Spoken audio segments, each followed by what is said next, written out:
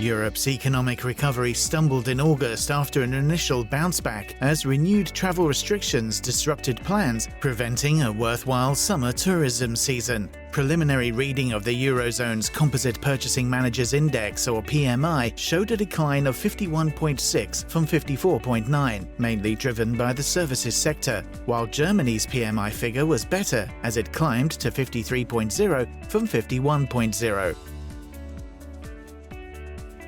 Oil prices recovered from the losses incurred last week as investors keep a close eye on the threat from Hurricane Marco and Tropical Storm Marco, which have affected about 58% of the production in the Gulf of Mexico. The West Texas Intermediate, or WTI, crude oil futures added 0.8% to $42.86 per barrel, while global benchmark Brent crude oil futures gained 0.7% to $45.25 per barrel.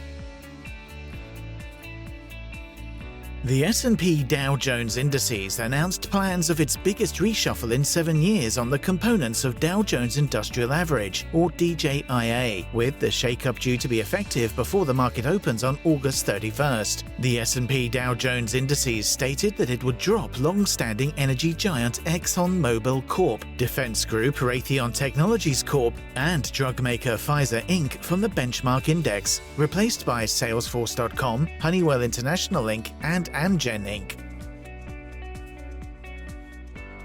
Shares of US software firm Salesforce.com were up as much as 14% in an extended trading after the company's fiscal second quarter earnings turned out better than what analysts expected, driven by mark-to-market accounting for its investments. Salesforce reported earnings of $1.44 per share, while its revenue rose from $4.90 billion to $5.15 billion in the second quarter, as the firm gained unrealized profit of $617 million in the quarter through its stake in fintech group Encino.